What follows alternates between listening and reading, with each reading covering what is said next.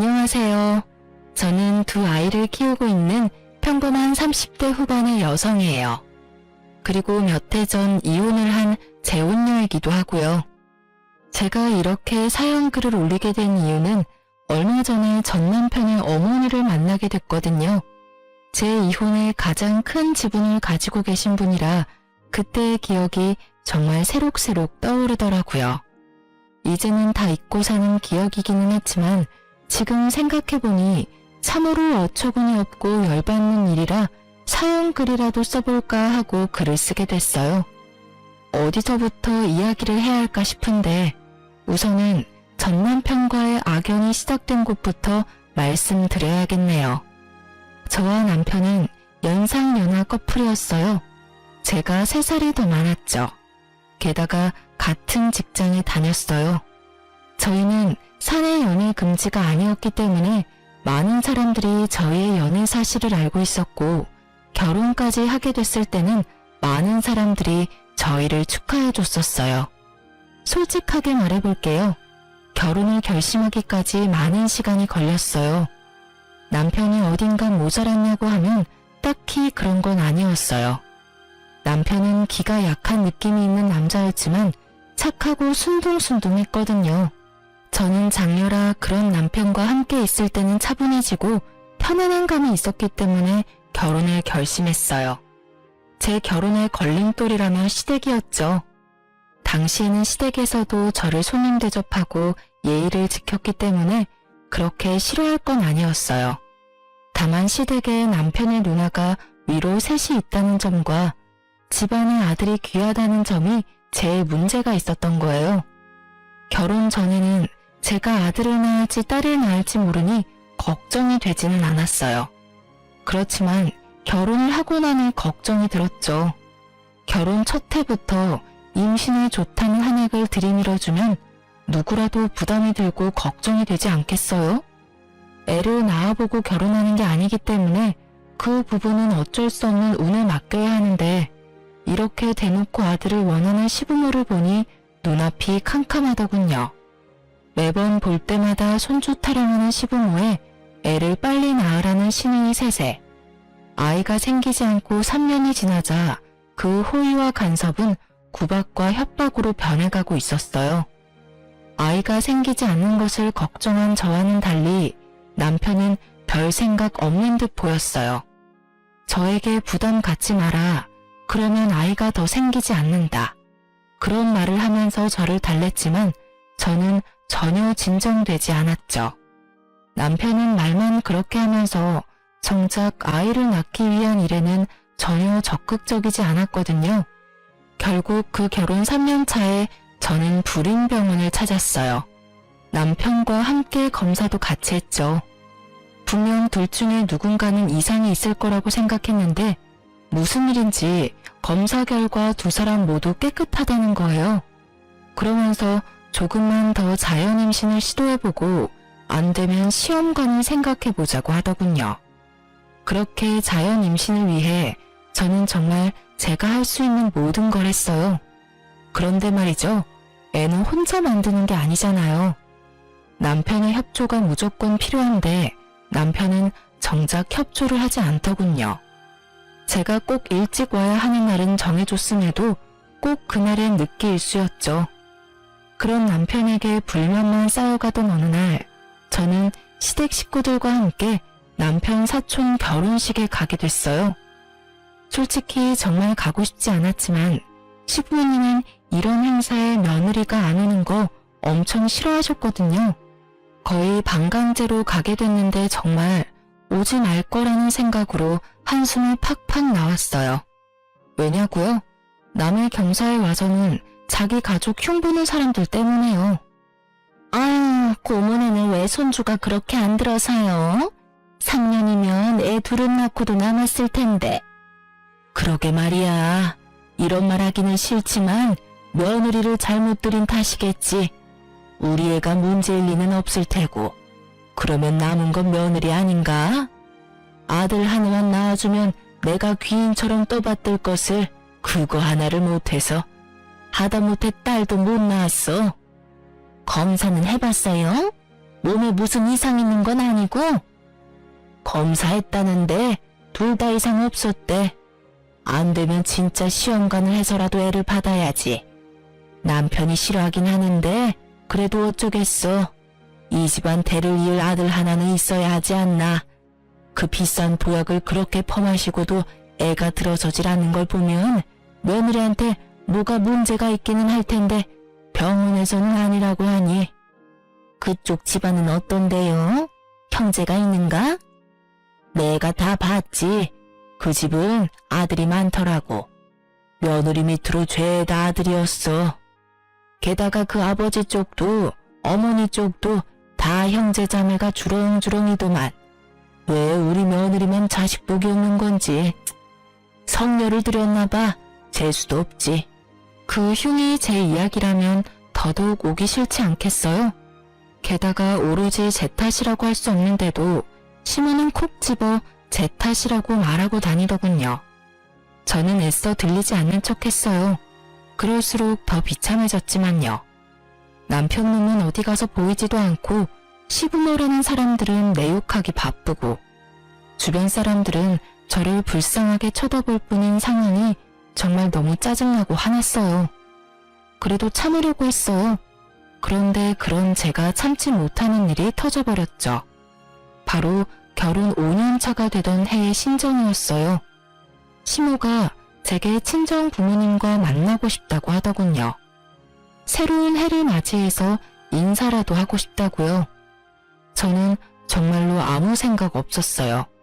아니, 아무 생각 없다기보다는 설마 좋은 날에 나쁜 행동을 하지 않을 거라는 생각에 약속 시간과 장소를 잡아 친정 부모님과 시부모님을 모시고 식사를 하게 됐어요. 그런데 시부가 식사를 다 끝나고 하는 말이 정말 어이없었어요. 애들 결혼한 지 이제 5년이 다 돼가는 거 아시죠? 예, 벌써 그렇게 됐네요. 그래서 둘이는 말입니다만 앞으로 1년 안에 애가 생기지 않으면 애들을 이혼시킬까 생각 중입니다. 그 말에 다들 당황해서 말도 못 꺼내고 시부만 쳐다봤어요. 제가 들은 소리가 진짜가 맞는지 궁금할 정도였거든요. 그게 무슨 말입니까? 이혼이라니. 이유를 모르지는 않을 겁니다. 우리 집안에 들어와서 5년 동안 애가 들어서지를 않았어요. 몸에 하자가 있는 게 아니면 있을 수 없는 일이죠. 여태껏 유예 기간을 줬는데도 애가 안 생기는 거면 우리가 며느리로 데리고 있을 필요가 없지 않습니까? 시부의 말에 저는 확 열이 뻗쳤어요.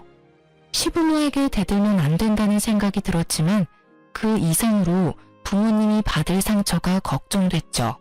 새해 연초부터 이런 무식하고 더러운 말을 들을 거라고 누가 예상이나 했겠어요?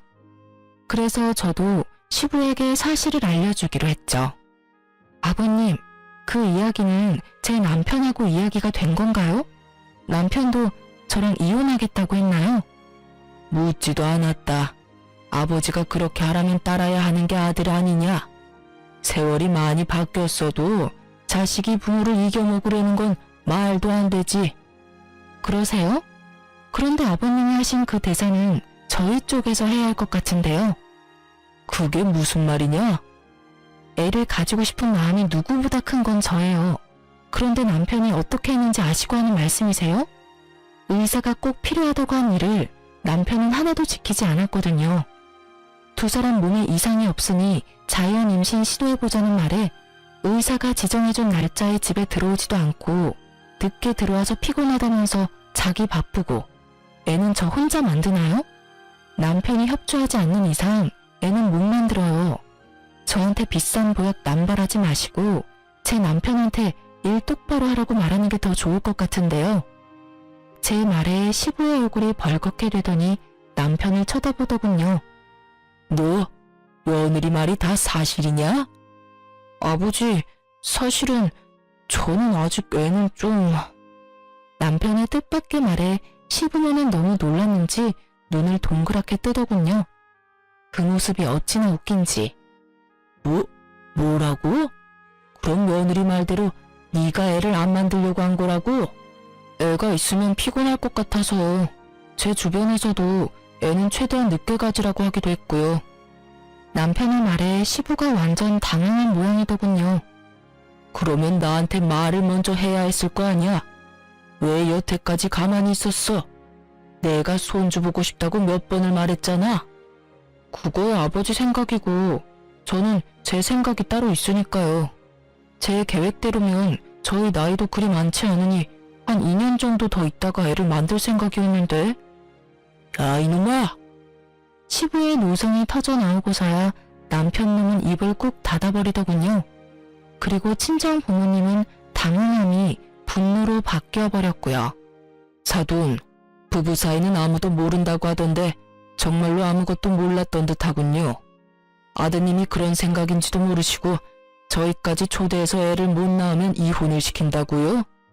우리 애가 문제가 아니라 애초에 사위가 문제였는데 왜 저희를 초대한 자리에서 굳이 자기 얼굴에 침 뱉는 일을 하셨어요? 대단한 집안이네요. 도리어 저희 쪽에서 제안하고 싶네요. 1년 안에 생기지 않으면 저희가 딸을 되돌려 받을게요. 그럼 되겠어요? 결국 시부는 말 꺼내고 본전도 못 찾은 채 서둘러 식당 밖으로 나갔어요. 물론 시모도 황급히 물건 챙겨서 쫓아가더군요. 남편은 시부에게 혼날까 싶어 따라가지도 못하고 그 자리에 앉아있기만 하더군요. 저는 남편에게 따졌어요. 당신 아버님이 저런 말 하실 거 미리 알았어? 나도 몰랐어. 설마 그런 말을 하실 줄 정말 몰랐다고. 당신이야말로 왜 그런 말을 한 거야. 난 다 당신 생각해서 애를 늦게 가지려고 한 것뿐인데 내가 도대체 뭐가 되냐고. 뭐가 되긴? 마누라 속이고 시부모까지 속인 놈이 됐지. 차라리 나한테 말이라도 했으면 내가 속이라도 덜 상하지. 너 여태껏 내가 하자 있는 인간처럼 취급받는데도 그냥 가만히 있었잖아. 나한테 불임의 책임을 다 떠넘기고 너는 일부러 임신 안 되도록 노력한 거였잖아. 네 행동이 나한테 얼마나 상처를 줬는지 아직도 모르겠어? 당신이 왜 상처를 받아? 아버지한테 혼나는 건 난데. 앞으로도 얼마나 들들 볶이겠어. 볶여. 나도 여태껏 계속 들들 볶였으니까. 당신이라고 거기에서 자유로우라는 법은 없잖아. 게다가 시부모님이 아셨으니까 잘 됐네. 당신이 앞으로 좀만 노력하면 손주가 생길 수도 있으니까. 남편은 너무도 뻔뻔하게 제 탓을 하고 있었어요. 임신 문제로 시부모와 저 사이에 트러블이 있다는 걸 알면서도 그걸 모른 채 했고 일부러 임신이 되지 않도록 조장했다는 사실은 정말 배신감이 너무 느껴지는 일이었죠. 게다가 그 모든 일이 친정 부모님이 보는 앞에서 벌어진 일이라는 게 더 마음 아팠어요. 결혼해서 잘 살 거라 생각한 딸이 시댁에서 어떤 취급을 받고 살았는지 알게 된 부모님의 기분은 너무도 좋지 않아 보였어요. 딸아, 네가 이혼하고 싶다면 아빠는 너 안 말린다. 이런 집안에 있다가는 네가 더 고생이야. 이혼녀라는 딱지를 달더라도 아빠는 내 딸이 힘든 거 보기 싫어. 그러니까 힘들면 나와. 아빠가 도와줄 테니까. 알았지? 남편이 보는 앞에서 그런 말을 한 아버지는 남편에게 아는 체도 하지 않고 식당에서 나가버렸어요. 제대로 아버지에게 찍혀버린 남편은 집으로 돌아오는 내내 투덜거리기만 할 뿐이었어요. 그리고 그날부터 시부모의 참견은 제가 아니라 남편에게 모두 돌아갔죠. 시부모는 틈날 때마다 전화와서 남편에게 잔소리를 하더군요. 제게 왔어야 할 전화는 이제 모조리 남편의 몫이 되었죠. 그쯤 되니 남편은 제가 얼마나 불편하게 살았는지, 아니 얼마나 힘들었는지 알게 됐죠. 끊임없이 밀려오는 손주에 대한 집착을 온몸으로 고스란히 맡고 있으니 제가 힘든지 알 수밖에요. 당신이 괜히 그런 말 하는 바람에 나까지 이게 뭐냐고. 그러게 처음부터 잘하지 그랬어. 그리고 4년 동안 나한테 덤탱이 씌워서 편하게 살았으면 이제는 좀 당신이 가져갈 때도 되지 않았어? 나만 괴로우라는 법은 어딨어? 당신도 책임을 져야 할 일이잖아. 당신이랑 무슨 말을 해. 됐다 됐어. 당신 이럴수록 애 낳는 일에 협조 안 할 거야. 상관없어. 나중에 또 당신 탓이라고 시부모님께 이르면 되지. 당신이 그 잔소리 다 들을 생각이면 그렇게 해. 나도 애는 가지고 싶지만 내 애를 귀찮은 존재 취급하는 사람 사이에서 낳고 싶은 생각은 눈꼽만큼도 없으니까. 마지막으로 찡찡대는 남편의 짜증을 보며 저는 한숨을 내쉬었어요. 정말로 빈말이 아니라 이혼하고 싶은 생각이 절실했거든요. 어쨌든 이번 일로 시부모는 나에게 임신에 대한 구박을 더 이상 하지 않았어요. 자기 아들에게도 큰 잘못이 있다는 걸 안 이상 저한테만 뭐라 할 수는 없는 노릇이었죠. 결국은 남편을 들들 볶아댔어요. 그 사건이 있은 후로 저는 좀 더 적극적으로 임신을 시도했어요. 솔직히 남편은 믿을 거 없고 애만 있으면 좋겠다는 생각이 들었거든요. 물론 낳아봤자 남편놈이 크게 도움이 될 거라는 생각은 하지 않았고 시부모가 있으니 애한테 잘해줄 거라고 생각했죠. 그것도 남자아이일 때의 일이겠지만 어쨌든 그런 이유로 저와 남편은 시험관을 시도했어요. 하지만 그것도 쉽지 않았는지 2번이나 실패를 했어요. 남편은 제게 난 화가 아직 풀리지 않은 건지 자연 임신은 시도도 못하고 있었어요. 그런데 하루는 남편에게서 연락이 왔어요. 일 마치고 시댁으로 오라고요. 평소에도 시댁에 자주 가는 남편인지라 별 생각 없이 시댁으로 향했어요. 신발을 벗는데 웬 여성 구두가 보이더군요. 이게 뭔가 싶어 보는데 아무리 봐도 시모가 쓸만한 구두는 아니었어요. 일단 높은 하이힐에 굽이 얇았고 디자인도 젊은 사람용이었거든요. 손님이 왔나 싶은 생각에 안으로 들어갔는데 거실에 남편과 시부모 그리고 웬 여자가 하나 앉아있더군요. 너 이리 와서 앉거라. 무슨 일로 부르셨어요? 시부는 저를 보더니 말을 꺼내기를 힘들어했어요. 이상한 일이었죠. 시부와 시모만큼 제게 막말하는 사람은 없는데 그런 사람들이 말을 고르고 있는 걸 보니 말이죠. 게다가 시모도 저를 보지 않고 다른 곳을 보고 있었고 남편놈은 대놓고 제 눈을 피했어요. 손님이 오셨네요? 손님 때문에 부르신 거예요? 저는 우선 말을 꺼내봤어요. 그런데 그 여자가 저를 똑바로 보며 말도 안 되는 말을 짓거리기 시작하더군요. 저 이 사람 애인이에요. 그리고 이 사람 아이 임신했고요. 저희 사이 허락 맡으려고 여기 온 거예요. 아이 할머니 할아버지들도 아이 존재는 알아야 할 거 아니에요. 정말로 차분하고 교양 있는 말투였어요. 그리고 그런 차분하고 교양 있는 말투로 정신 나간 말을 짓거리고 있었죠. 저는 너무 당황해서 남편부터 쳐다봤어요. 당신, 이게 다 무슨 말이야? 저 여자 하는 말이 맞아? 진짜로 그래? 당신 나 몰래 바람 피우느라 여태껏 애 낳는데 협조 안 한 거야? 제 말에도 남편은 입을 꾹 다물고 아무 말도 하지 않더군요. 미친놈아, 말 좀 해보라고. 저 여자가 하는 헛소리가 다 맞는 말이냐고 묻잖아. 다 맞는 말이야. 그러니까 목소리 좀 줄여. 저 여자가 내 아이 임신한 거 맞아. 그리고 저 여자랑 결혼하고 싶어서 여기 데려온 것도 맞고. 네가 뭔데 여기에 상간녀를 데려와. 너 진짜 미쳤어? 당신 유부남이야. 이 상간녀가 네 아이 임신했다는 이유로 지금 나한테 이혼하자는 한마디 없이 시부모님한테 상간녀를 인사를 시켜. 그만두래. 뱃속에 아이 충격받을 생각은 하지도 않고. 내 듣자 하니 이 처자가 저번 결혼 때 아들을 2이나 낳았더구나. 이미 2을 낳았으니 셋은 쉽겠지. 그리고 아들을 2이나 낳았으면 이번 아이도 아들이 아니겠어? 나는 너희가 이혼하든 말든 상관 안 한다. 그러나 뱃속의 아이는 달라. 저 아이는 우리 집안 핏줄이니까. 대를 이을 아이를 이렇게 홀대할 수는 없는 노릇이지. 그러니 며느라가 네가 양보해야 하지 않겠냐? 손주를 위해서 이혼하고 집 나가거라.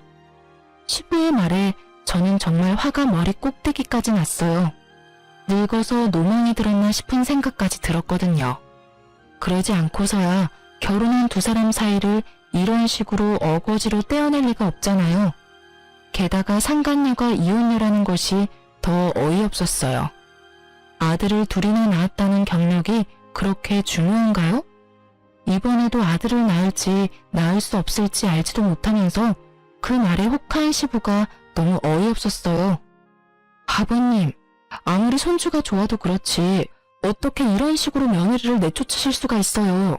게다가 이혼녀요? 저를 내치고 이혼녀를 며느리로 들이시겠다고요? 오호, 그러면 네가 먼저 애를 낳았으면 될 거 아니냐. 아들이 내게 협조를 했든 안 했든 떡두꺼비 같은 손주만 내 품에 안겨줬으면 너를 내칠 일이 있었겠어? 네가 잘못한 걸 왜 여기 와서 이 난리야? 시부는 더 이상 말이 통하지 않았어요. 아마 여기 있는 사람 중 저를 제외한 모든 이들이 제 말은 듣지도 않을 거란 거 잘 알고 있어요. 그럼에도 저는 소리를 질러댔어요. 정말 너무 억울하고 화가 났거든요. 제가 보낸 그 시간들은 도대체 무엇이며 이럴 거였으면 왜 결혼을 시켰냐 하는 생각 때문에요. 그러면 제가 여태까지 겪었던 일들은요? 구박하고 화내고 사람들 앞에서 저한테 문제가 있는 것처럼 만들어 놓고 이제 필요 없으니 나가라. 아주 대단하시네요. 그 손주가 그렇게 대단한 손주예요? 그리고 당신, 어떻게 당신이 나를 배신하고 바람을 피울 수가 있어? 그러게, 당신이 처음부터 잘했어야 할 거 아니야? 당신이 매번 짜증내고 화풀이하고 나한테 떠넘기니까 나도 당신하고 엮이고 싶지 않은 거라고. 이왕 일이 이렇게 됐으니 우리 이혼하자. 나 당신하고는 못 살아. 이 사람이 나한테 더 잘해줘. 남편놈도 마찬가지였죠. 짜증내고 화풀이를 하는 게 오로지 제 잘못 때문이었을까요? 본인이 잘못한 건 생각지도 않고 제 탓만 하는 놈을 남편이라 믿으며 5년을 살았던 제가 정말로 바보 같고 미련곰탱이 같았죠. 이혼을 왜 네가 결정해? 지금 이 상황에서 결정할 수 있는 사람은 나야. 그 여자가 당신한테 잘해줘? 그래, 그렇겠지. 지금은 그 여자도 결혼 초의 나처럼 잘해주겠지. 그런데 그 뱃속에 애가 여자아이면? 혹시라도 잘못돼서 태어나지도 못한다면 당신이 말하는 것처럼 계속 잘해줄까? 단순하잖아. 사람 안 변해. 그 말은 당신도 당신 부모님도 안 변한다는 뜻이야. 원하던 아들 얻지 못하면 화내실 거 뻔하고 짜증날 거 뻔한데 내가 당하던 것 그대로 당하면 그 여자는 화 안 낼 것 같아? 친정 부모님 다 모셔서 1년 안에 아들 안 낳아주면 이혼시키겠다고 큰 소리 뻥뻥 치시겠지. 안 그래? 아, 이야기하니까 나도 이혼하고 싶어졌네. 그래, 이혼하자. 대신 당신 책임이니까 내가 원하는 대로 해줄 거 아니면 나 이혼 못 해줘. 쉽게 이혼할 생각 절대로 하지 마. 내가 가지고 갈 수 있는 건 딱 다 가져갈 테니까 그렇게 알고 있어. 제 말에 남편놈은 꿈쩍도 안 했지만 옆에 있던 여자가 눈에 띄게 불안해하는 게 눈에 보였어요. 제가 어떤 취급을 당했는지 알고 나니 이 집안에 발을 들이는 게 어떤 의미인지 알았나 보더라고요. 그래서 친절하게 상간녀에게도 화를 꾹 참으며 웃으면서 말해줬죠. 제 말 잘 들었죠? 뱃속에 애가 딸이면 들들 볶일 생각하세요. 친척들 앞에서 성녀라는 말을 듣는 것도 익숙해질 거고 사람들 앞에서 여자로서 문제가 있는 것처럼 보이는 것도 익숙해질 거예요. 마지막은 친정 부모님 앞에서 대놓고 이혼 이야기 듣게 될지도 모르죠. 제가 당했던 일 생각하면 이런 집 오고 싶지 않으실 텐데 제 발로 들어오셨으니 잘 버티세요. 하긴 아들만 있으면 며느리가 죽던 살던 상관없는 분들이니 뱃속에 애가 아들이면 걱정할 것도 없겠네요. 상간녀는 웃고 있었지만 그 입꼬리가 굳어있는 게 보였어요. 처음에 보여준 그 여유롭고 자신만만한 표정은 사라졌죠. 이 집안에 어떤 사람들이 있는지 그제야 감이 온 것 같더라고요. 그렇게 저는 남편님과 이혼 소송에 들어갔어요. 처음에는 합의로 하려고 했는데 남편님이 생각보다 위자료와 재산 분할에 쪼잔하게 구는 바람에 소송으로 넘어갔죠. 자기한테 이득될 건 하나도 없는데 말이죠. 그리고 그와 동시에 저는 상간녀 위자료 소송도 같이 진행했어요. 상간녀에게 등기를 직접 전해주려고 그 여자의 집 주소로 찾아갔는데 상간녀는 없고 웬 남자가 그 집에서 나오더군요. 저는 혹시나 싶어서 남자에게 다가갔어요. 남자는 남자아이 둘을 데리고 나왔더군요. 안녕하세요. 혹시 이 집에 정지영 씨 계신가요? 누구신데요? 저 정지영 씨한테 상간녀 소송한 사람이에요. 혹시 집에 계신가요? 그 여자 집 나갔어요. 꼴랑 1년 살아놓고 집 주소 여기로 해놓는 바람에 제가 요새 많이 귀찮아요. 주소는 저도 모르니까 알아서 하시고요. 1년요? 왜 1년만 살아요? 이 아이들은 그 여자 아이들 아닌가요? 저는 남자가 데리고 오는 아이들을 봤어요. 분명히 시부가 말한 아들 둘을 낳았다는 건 이 아이들을 말하는 거였을 텐데요. 이 아이들은 그 여자애들 아닙니다. 제 아이들이고 제 전처가 낳은 아이예요. 남자가 무척 화가 난 듯 저한테 그렇게 말하더군요. 저는 너무 놀랐어요. 상간녀는 직접 두 아들을 낳았다고 했는데 그러면 그 전에 아이를 낳아본 적이 있는 걸까 싶었죠. 저는 혹시나 해서 그 남자에게 상간녀에 대해 꼬치꼬치 캐물었어요. 남자는 무척 귀찮은 표정으로 몇 가지를 알려주고 자리를 떴어요. 그렇지만 그 몇 가지만으로도 저는 굉장히 좋은 정보를 얻게 됐죠. 상간녀가 주장했던 아들 둘은 상간녀의 아이가 아니라는 것. 그리고 무엇보다 상간녀는 아이를 낳아본 적이 없다고 하더군요. 게다가 결혼한 지 1년 만에 집을 팔아야 할 정도로 낭비가 심해서 남자가 그 여자와 이혼을 했다고 하더군요. 그러고는 이혼을 요구하는 이 남자에게 돈 없는 남자 자기 쪽에서 사양이라며 비웃고는 이혼했다고 하더라고요. 저는 이 내용을 혼자 알고 있긴 아깝더라고요. 이 이야기를 들으면 어떤 반응을 보일까 너무 궁금하기도 했고요. 저는 상간녀의 전남편과 나눈 이야기를 다 말해주기로 했어요. 남편에게 이야기하려니 남편은 들은 채도 하지 않을 것 같고 이 정보에 민감한 시부모에게 이야기하기로 결정했어요. 저는 핸드폰을 꺼내 여전히 저장되어 있는 시모에게 전화했어요. 이혼이 완료되면 가장 먼저 지울 번호들이긴 했지만요. 네가 무슨 일이냐? 이제 와서 이혼 번복하려는 건 아니지? 그럴 리가요. 제가 재밌는 소식을 들어서 연락드리는 거예요. 다른 사람은 몰라도 어머님은 알고 계셔야 할 것 같아서요. 나는 너한테 들을 말 없다. 세아가 챙기느라 바빠. 그 세아가 말인데요. 알고 계시죠? 아들을 둘이나 낳았다고 했잖아요. 그런데 제가 상간녀 위자료 소송 등기 보내려고 그 여자가 말한 주소로 갔는데 그 여자 전 남편이 아들 둘이랑 나오더라고요. 그런데 그 남자가 글쎄 어머님이 그렇게 아끼는 새아가는 한 번도 자식을 낳아본 적 없는 여자라네요. 그 아들 둘은 그 남자가 전처와의 사이에서 생긴 아들들이래요. 이상하죠? 거짓말하지 말거라. 네가 우리 아들하고 다시 어떻게든 잘해보고 싶어서 새아가를 그런 식으로 몰아가는 것 같은데. 착각 마시고요. 저는 이혼 번복할 생각 없어요. 당신네 집안에 온갖 정이 다 떨어졌는데 뭘 다시 붙잡겠어요? 그냥 알고 계시라고 하는 소리예요. 기대가 크면 실망도 크니까요. 실망하지 마시라고요. 혹시 모르니 병원 한번 데리고 가세요. 애가 잘 크고 있는지 확인하셔야 하잖아요. 그쵸? 제가 한 말이 시모의 무엇을 건드렸는지는 모르겠지만 시모는 대답이 없더군요. 저도 더 이상 할 말이 없어서 전화를 끊었어요. 이걸로 정말로 끝이라는 생각이 들었어요. 상간녀가 실제로 아이를 가지고 잘 살고 있으면 제가 한 일들은 그냥 해프닝으로 끝나겠죠. 하지만 만에 하나 뱃속의 아이가 딸이기라도 한다면 그 집안은 뒤집어질 거예요. 제 속이 뒤집어진 것보다 더 크게 말이죠. 작은 복수를 하고 저는 이혼이 완료되기만을 기다렸어요. 그런데 이혼이 되고 전 남편이 재혼 소식이 들리더군요. 그때는 정말 짜증이 났어요. 알고 있는 순서였지만 화가 나는 건 어쩔 수 없잖아요. 저는 이렇게 비참한데 둘이 즐겁게 지낼 거 생각하니까요.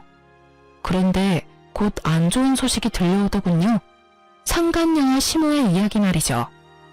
예전에 알고 지내던 남편 친구의 와이프에게 이야기를 전해 들었어요. 부부 동반 모임하면서 꽤 친해진 동갑내기 친구였어요. 그 친구가 빠르게 연락이 와선 제 궁금증을 없애주었어요. 그 집안 완전 난리도 아니잖아. 자기 시모가 얼마 전에 그 여자 데리고 산부인과 갔거든?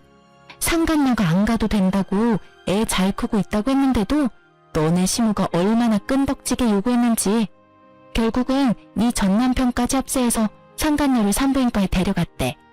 안 가려고 그렇게 용섰다는데 그 이유가 다 있었더라고. 왜? 딸이라도 가졌대? 요즘 세상에 딸 가진 것도 축하할 일이잖아. 딸이라도 가졌으면 다행이지. 아예 애가 없었다고 하더라고. 임신도 안 했으면서 임신이라고 속였대. 간도 크지. 어떻게 손 귀한 집에 들어가면서 거짓으로 임신을 꾸며? 그 말에 저도 깜짝 놀라버렸어요. 저는 당연히 임신한 거라고 생각했거든요. 어떻게 임신도 안 하고서 애를 가졌다는 거짓말을 하고 유부남을 꼬실 수 있는지. 하긴 그 집안에 들어가기만 하면 애는 나중에 만들어도 되겠다고 생각했을지도 모르죠. 그런데 그 여자는 어째서 순순히 산부인과를 따라갔을까요? 저는 다른 것보다 그게 제일 궁금했어요. 뭐? 임신 자체가 아니었다고? 그럼 산부인과를 왜 갔어? 미친 거 아니야? 애가 없는데 거길 왜 가? 그 여자도 바보네. 그게 아니라 완전 억지로 끌고 갔나 봐. 식사하러 간다고 해놓고 그 위층에 있는 산부인과로 냅다 데려간 거지. 결국 도망도 못 치고 거짓 임신 들킨 거지 뭐. 게다가 그뿐이면 말도 안 해. 왜? 또 뭐가 있어? 너네 시엄마가 아들을 둘이나 낳았다는데 하면서 애가 빨리 들어설 수 있는지 물어봤다더라고. 그런데 검사를 해봐야 한다고 했더니 기어코 검사를 한 모양이더라고. 근데 난수에 문제가 있어서 임신이 안 될 가능성이 높다는 말 듣고 너네 시엄마 그 자리에서 쓰러졌다더라.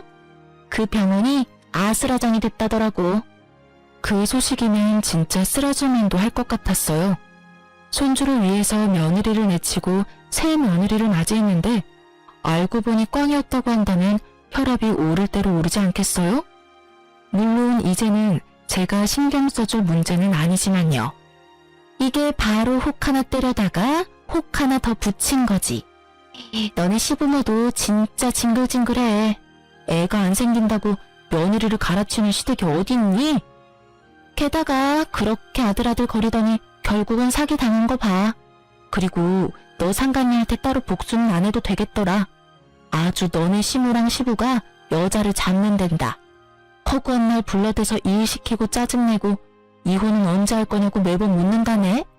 게다가 그것 때문에 네 전남편한테 짜증내서 네 전남편도 우리 남편한테 이럴 거면 차라리 이혼 안 하는 게 나을 뻔했다고 말했다더라고. 이래서 있을 때 잘하라는 말이 생겼지. 전남편 놈이 재혼하자마자 후회하고 있다는 말을 들으니 어찌나 기분이 상쾌하던지. 솔직히 둘이 좋게 헤어졌다면 또 모르겠지만 정말 나쁘게 헤어진 축에 속하다 보니 전남편의 나쁜 소식이 제게는 기쁜 소식이 되어버렸거든요. 눈에 안 봐도 선했죠. 그 상간녀가 남편을 얼마나 괴롭히고 있겠어요. 시모와 시부가 상간녀를 괴롭히면 괴롭힐수록 상간녀는 남편을 괴롭게 하고 있겠죠. 어찌 보면 당연한 수순일 수밖에요. 저는 임신이 가능한 몸이었는데 전 남편의 협조가 없어서 못했지만 상간녀는 이미 구조적으로 임신이 불가한 판정을 받은 터라 시부모도 애가 탈 것이 뻔했어요. 또 저한테 했던 것처럼 구박할 게 분명했죠.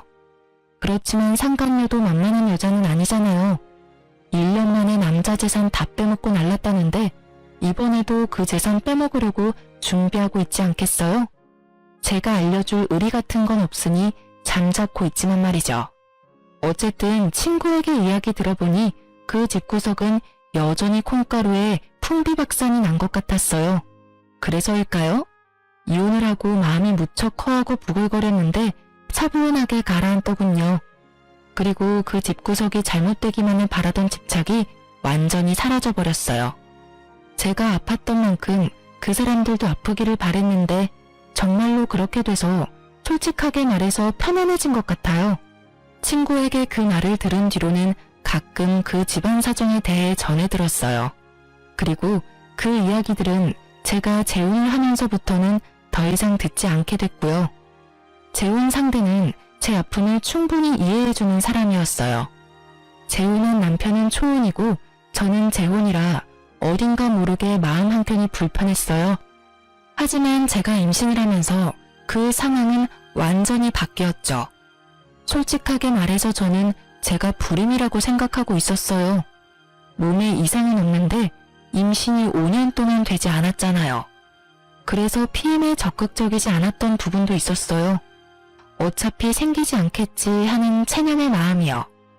그래서 재혼한 남편에게는 결혼에 아이가 중요한 요소라면 나를 선택하지 않는 게 좋을 거라는 말까지 했었어요. 아이에 대해서는 크게 기대하지 말라고요. 원한다면 시험관은 시도할 수 있는데 그것도 기대하지 말라고 했죠. 헛된 기대를 주고 싶지 않았어요. 그런데 그 이야기를 듣고도 지금의 남편은 도리어 제게 프로포즈를 했고 그 과정에서 아이가 생겨서 지금 남편의 부모님을 설득시킬 수 있었어요. 이혼하고 2년 만에 결혼하게 된 저는 아이를 낳고 나서 얼마 지나지 않아 시모와 생각지도 못한 방식으로 재회를 했어요. 바로 산부인과였죠. 시모만 있었던 게 아니라 상간녀도 같이 있더군요. 참 반갑더라고요. 임신이란 지옥에서 여전히 허우적대는 둘의 얼굴을 봐서 그랬을까요? 상간녀는 무척 달라져 있더군요. 시모에게 얼마나 시달렸는지 알 수 있을 만큼 꾸미기는커녕 피부도 칙칙하고 눈빛이 날카롭게 날이 서 있었죠. 제가 산부인과 안으로 들어서자 전 시모가 저를 발견하고는 살짝 놀라더니 기분 나쁜 표정으로 저를 다시 밖으로 밀어내더라고요. 나한테 무슨 말을 저렇게 하고 싶어 하는 걸까 궁금해서 여유롭게 따라 나갔죠. 그때 쌍둥이 유모차를 끌고 뒤따라오던 지금의 남편이 제게 말을 걸었어요. 여보, 당신 어디가? 접수했어? 당신이 들어가서 접수 좀 해줘. 나 잠깐 이야기만 하고 들어갈게. 애기들 울면 분유 좀 주고. 우리 이야기를 듣던 전 시모가 어이없다는 얼굴로 제게 말하더군요. 너도 대단하구나. 어디서 애 딸린 남자 만나서는 엄마 행세야? 거기 총각, 총각은 알아요? 이 여자가 애도 못 낳는 성녀라는 거. 알고도 결혼을 할 마음이 들던가? 아무리 애 키워줄 엄마를 찾는다고 해도 애를 한 번도 낳아본 적 없는 여자한테 애를 맡기면 어쩌나?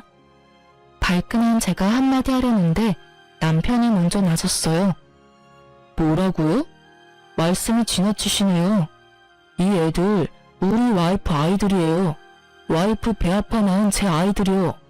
그리고 누구신데 남의 가정사에 이런 식으로 불쾌하게 간섭하십니까? 여보, 그만해. 말 안 통하는 사람이야. 전 남편 어머니. 그러면 더더욱 당신이랑 만나면 안 되지. 지금 뱃속에 아이도 있는데. 스트레스라도 받아봐. 태교에 너무 안 좋을 텐데. 병원 바꿀래? 아니면 시간대를 좀 바꿀까? 아니야, 그냥 들어가 있어. 금방 끝내고 들어갈 테니까. 시모는 저와 남편의 대화에 깜짝 놀란 듯 보였어요. 하긴 이혼한 지 얼마 되지도 않았는데 애엄마라는 게 믿기지 않았나 보더군요. 남편이 못마땅한 모습으로 시모를 노려보다 안으로 들어가자 시모가 저한테 온갖 말을 다 쏘아붙이더군요. 네가 정말로 저 아이들 엄마야? 너 어떻게 우리한테 이럴 수 있어? 우리한테는 아들 하나 낳아주지도 않더니 다른 남자한테 홀라당 시집가더니 애를 그렇게 낳아줘? 너 우리가 마음에 안 들어서 그간 애를 안 낳아준 거니? 정말로 그런 거야? 그런 거 아니고 단순히 어머니 아들이 애 낳는데 협조를 안 한 것뿐이에요. 저도 제가 여태껏 불임인지 알았거든요. 그런 거 보면 문제는 저한테 있는 게 아니라 어머님 아드님한테 있는 거겠죠. 그래도 며느리 데리고 여기 와 있는 거 보니 임신이라도 했나 봐요? 소문으로는 임신 못한다더니 그런 것도 아닌가 보네요. 축하해요. 제 축하에 전 시모가 열이 받았는지 얼굴이 벌개지더군요. 그런데 뭐라 쏘아붙이지는 못하더라고요. 그거 보니 대충 감이 왔죠. 아직 임신이 아니었나 보다라고요. 그 얼굴 보니 아니셨나 보네요. 뭐 그래도 간절함은 생길 거예요. 저도 생겼으니까요. 너, 네가 그런 식으로 이혼만 안 했어도 우리 집안이 이렇게 되지는 않았을 거다. 너 때문에 우리 집에 재소음 붙은 거야. 네가 아니었으면 벌써 우리 집 대를 이을 손주를 내 손으로 안아봤을 텐데. 네가 초를 치는 바람에 일이 다 꼬였잖아. 제 탓이 하고 싶은 건 알겠어요. 첫 번째 며느리가 꽝이라서 갈아치우고 새 며느리 들였는데도 손주를 보는 게 힘들어서 열받는 거 충분히 알겠어요. 그렇지만 저한테 괜히 화풀이는 하지 마시죠. 그게 제 탓은 아니잖아요. 그리고 저는 이제 그 집안이랑 관계없는 사람이니까요. 더 이상 저를 물고 늘어지지 마시라고요. 일을 이 지경으로 만든 건 제가 아니라 어머님이시잖아요. 그쵸? 하긴 도움 하나도 안 되는 어머님 아드님도 문제는 있죠. 어디서 사기꾼 같은 여자한테 엮여서 조강지처 버리고 새 여자 갈아탔는데 조강지처보다 더 곤란한 상황일 테니까요. 아, 그러고 보니 집안 사정은 괜찮아요? 그때 그 여자 전 남편이 그랬거든요. 1년 만에 자기 전 재산 털어먹은 여자라고요. 그래도 이 집에서는 오래가네요. 제 말에 시모는 부들부들 떨며 분노하는 듯 하더니 대답도 하지 않고 안으로 들어가 새 며느리를 데리고 밖으로 나가버리더군요. 임신이 힘들다던 며느리를 이리저리 끌고 다니며 임신 시도를 해보고 있는 것 같았어요. 그리고 몇 달 뒤에 전 남편은 결국 이혼을 했더라고요. 친구가 알려주는데 정말 웃겼어요. 이번에는 시모가 두 사람 강제로 이혼시켰다고 하더군요. 그리고 그걸 전 남편은 막지도 않았다고 해요. 부부관계도 벌써 끝이 난 모양이더군요. 두 사람 사이에 사랑이 남아있었으면 시모가 혼자 저런다고 정말로 헤어지지는 않았겠죠.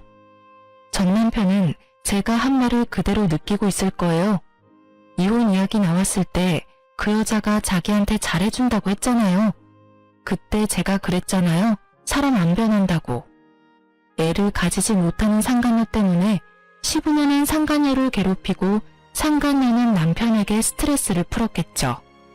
남아 선호 사상에 찌들은 시부모도 그대로고 그저 자기한테만 잘해주길 원하는 남편놈도 그대로인 거죠. 그러니 며느리 와이프가 바뀌어도 그 집 구석은 그대로인 거예요. 시모는 제가 망쳤다고 말했지만 제 생각은 달라요. 본인들이 다 망친 거죠. 그래놓고 남 탓하는 거 보면 참으로 뻔뻔하다는 생각이 들어요. 결국 그 일로 전 남편은 두 번째 결혼을 빛과 같은 속도로 파토내고 다시 혼자가 돼서 독신으로 살고 있다고 하더군요. 시부모는 그런 전 남편에게 여자를 소개시켜주려고 그렇게 노력한다고 하는데 나서는 여자가 없다고 하더라고요. 하긴 그 집에서 벌어진 일들을 알고 나면 그 누구도 나서고 싶지 않을 테니까요. 지금도 그 집에서는 대가 끊기게 된 것에 대해 걱정을 한다고 하더군요. 그러면서 꼭 제 욕도 하고 있다고 들었어요. 그치만 그 집안 대 끊기는 건 그 집 유별난 시부모 때문이죠.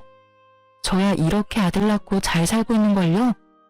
제가 쌍둥이 아들을 낳았다는 걸 알고 나서 주변 사람들한테 엄청 이야기하고 다닌 모양이었어요. 여우 같은 년이 다른 남자 꼬셔서 애 봤다면서 말이죠.